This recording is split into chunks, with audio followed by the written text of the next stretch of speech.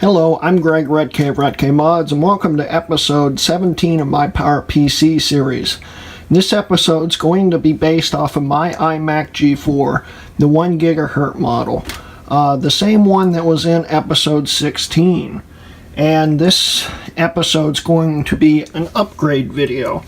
Why am I upgrading this system? Well, it's because the seller gave me $40 back for it. And because of that, I decided, what the heck, let's upgrade it. Now, this is going to be the first version of the upgrade. And I'll tell you what I'm actually going to do with it. First, we're going to be doing upgrades here. The RAM, to do 2 gigs of RAM. This is a hard drive, a 500 gig that came in my 3,1 Mac Pro. And this is one of those optical drives, the super drives I put in every desktop Mac I have from a late 2005 Power Mac G5. Okay, so we're going to be upgrading the system. Why am I upgrading this? Well, it's because DOS-Dude1, aka Collin, has decided that we should, and he's going to give me the 1.25 logic board to put in this system since it's in such great shape. But we're not going to just start there. We're going to make the fastest iMac G4 probably ever. And because of that, we're going to need a little help. Now, since that board's got 1.25 gigahertz in it, we're going to replace that. Since Collin's very good at BGA soldering, he's going to take that CPU out.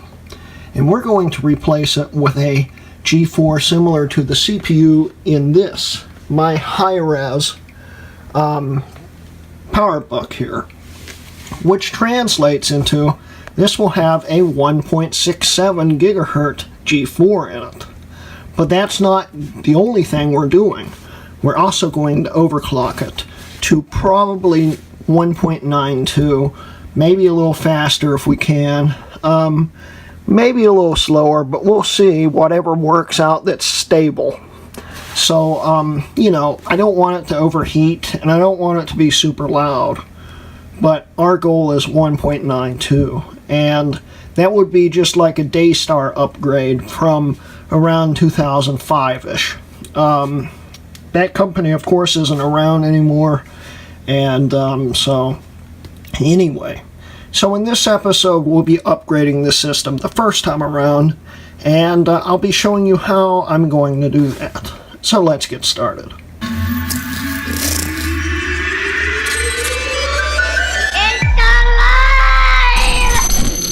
Okay, so the first thing we need to do is open it up. And to do that, we'll need to set this face down.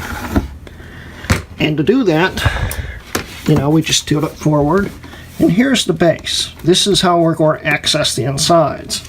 Now, I haven't opened one of these in about 2 years, so this is going to be fun. But anyway, we need to remove these 4 screws. These are actually attached to the bottom, so they won't fall out and we won't lose them. So I'll do that really quick, and then we'll get back to the video. Okay, so now the screws have been undone, so we'll take the base off, set that to the side, and now here's the first RAM module. This is the user serviceable RAM, and then on the inside we have the Apple service provider RAM. AKA Apple didn't really want you to open the system yourself to upgrade the RAM, and so that's why it's on the inside. But of course, this is still a very user serviceable system. It's pretty easy to take apart, so that's what we're going to do. But first off, let's replace this module. So I'll go and get that module over there, and we'll continue. Okay, so here's my 1 gig ATEC module here. We'll take this RAM out by undoing the locking tabs here and pulling it out. Now, I've never seen RAM quite like this. This is strange. I don't even know what company it's from. I guess the company's called Lifetime.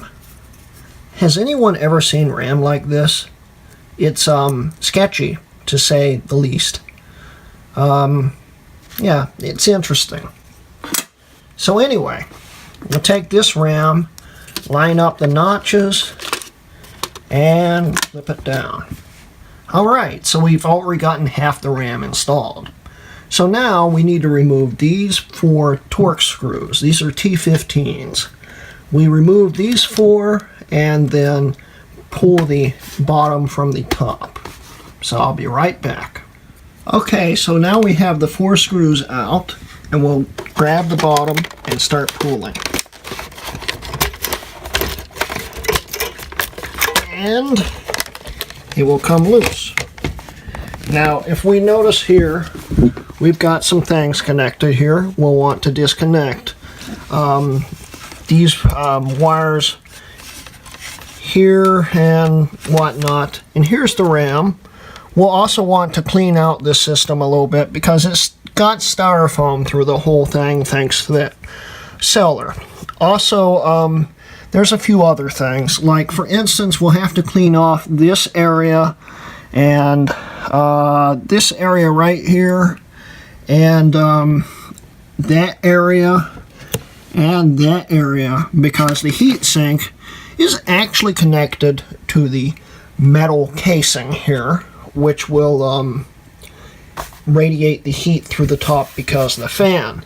So if we don't have those clean and then put thermal paste on them, the system will overheat. So I'm going to first start disconnecting a few things, and then we'll get back to it. Okay, so our next step will be to upgrade the original RAM here. Now, this system originally had 256 mags in it, which means that the bottom module wasn't original. This system, when I got it, had 768 mags in it, and that's where that shady module over there came from. Now, this is the original factory RAM here, as we can see right there.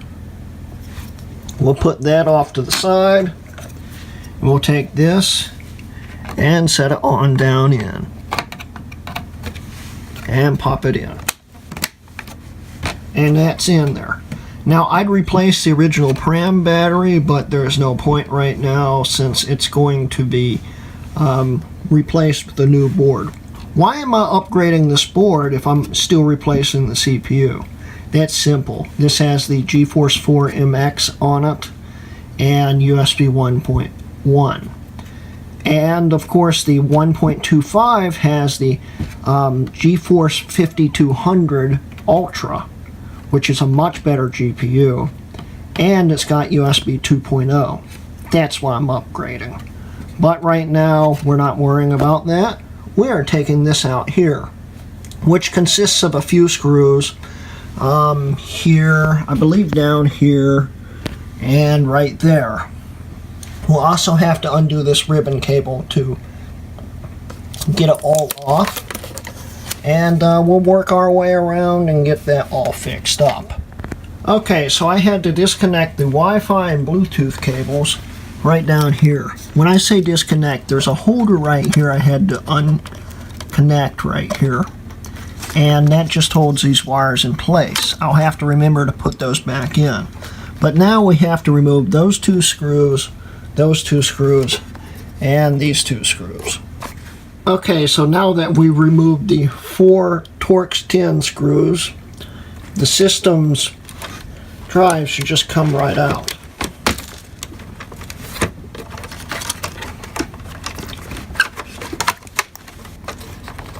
It's hard to do this with one hand.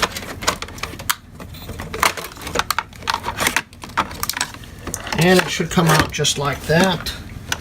And then we have to disconnect the wires. And here's the assembly right here. Now I'll have to take all this apart and replace that with all of those parts right here. Also, I'm not sure if the SATA adapter will fit. So that may be a bad option. We may have to stick with the 80 gig for now. But I am going to eventually be replacing this mechanical drive anyway with a SSD, with the same theme of getting the fastest iMac G4. So yeah, that's just temporary. So let's get this all apart. I'll assemble all that back together, and then we'll get back to where we were. Okay, so now we have all the parts back on. I had to take the faceplate off the drive to make it fit into the assembly here. And we ended up with a shorter optical drive and a longer hard drive, which may or may not be a problem. We'll see. Also, this optical drive makes me think this was a very early 1 gigahertz model, probably made in February or so. I don't really know when these were first introduced, but I can tell you it was early 2003 sometime. And this drive doesn't read dual layers, that's why I had to upgrade. But it's a super drive, it just won't read dual layers. I don't even know if it will burn them. At least it won't read the ones I have. And I know this one will. And here we have the original 80 gig Barracuda. But anyway, I'll set this back in and see if I can't get it back together. So sadly, since this sticks out so far, I had to go back with the original drive. Currently, I don't have a bigger IDE drive laying around. So the 500 gigs out of the question for now, but this won't be the last time you see the adapter. I've got all this screwed back in. Now I just need to clean off the contacts here and re-thermal paste everything, and then we'll get it back together. Okay, so I've got the thermal paste back on here, and now I just need to connect the IDE cables and button it back up. Okay, so I've got the base back on, though I would not recommend this as a guide for anyone watching this. When you're putting it back together, make sure you don't pinch the Wi-Fi and Bluetooth cables in between the case, and you want to make sure these 4 screws are firmly secured so you have a good connection to the heatsink and the outer cage. Anyway, so I'm going to put the base back on and hook it back up, and we'll see how it's working now. And here we go, ladies and gentlemen. Here's the first upgrade of the system, and as we can see, it is reading my Leopard disk, which is dual layer, and this has a fresh install Leopard on it. I haven't finished updating it yet, but that works, and we can see it says 2 gigabytes of DDR.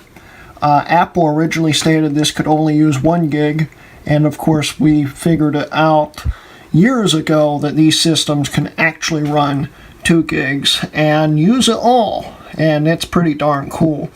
And as we can see, both modules are seen. And just as a last proof that this drive is working, we'll eject it. Just gotta hit the button with one hand. That's a bit challenging. Hold that in and watch it come out. And watch it come out. Any second now. What is going on here?